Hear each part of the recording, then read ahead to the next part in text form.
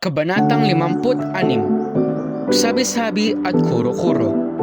Para sa mga tauhan ng kabanatang ito, si Balat ang tiyuhin ni Elias na laging tulisan at nagpasimuno ng mga hindi magandang pangyayari. Si Kapitan Pablo naman ang nabanggit sa mga usapan ng mga tao na siya raw ang sumugod.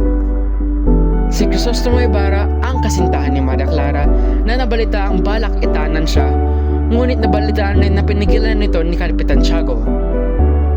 Linares, napiling mapagpangasawa ni Maria Clara.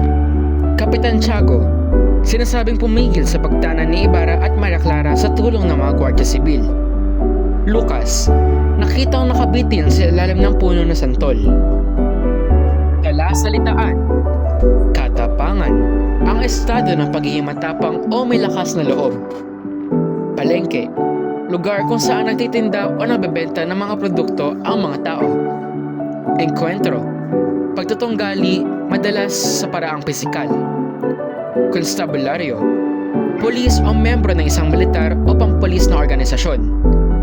Alperes, isang ranggo sa militar, madalas na ginagamit sa panahon ng Espanyol.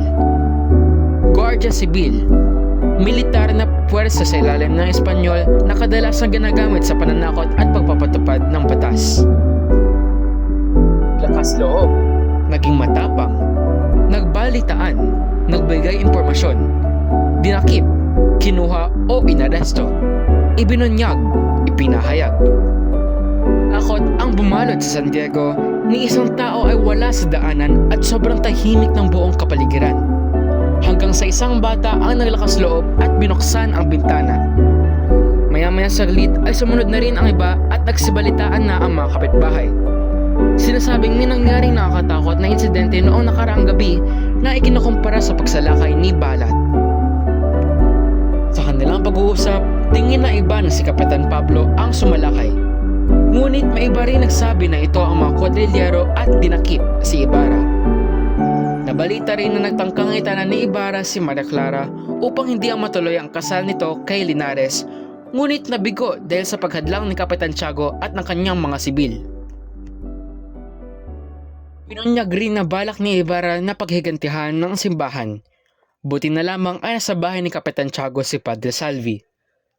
Sinasabing ang mga sibil ang sumunog sa bahay ni Ibarra at may isang babae ang nabalita rin na nakita niya si Lucas na nakabitin sa ilalim ng puno na santol.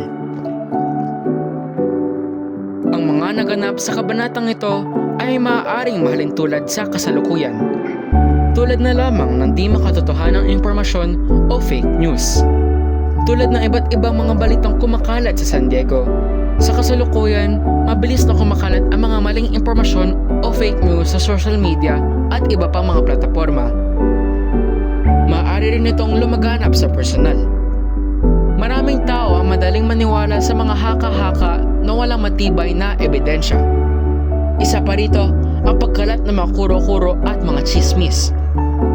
Ang mabilis sa pagkalat ng chismis sa komunidad ng San Diego ay may hambing sa kung paano ang mga balita, chismis at personal na opinion ay mabilis na lumaganap sa personal at sa social media na naging sanhi ng pagkakaroon ng iba't ibang mga interpretasyon sa mga pangyayari. Ang mga aral na ating mapupulot sa kabanatang ito ay napapakita ng kahalagahan sa pagiging maingat sa pagpapakalat ng impormasyon at chismis.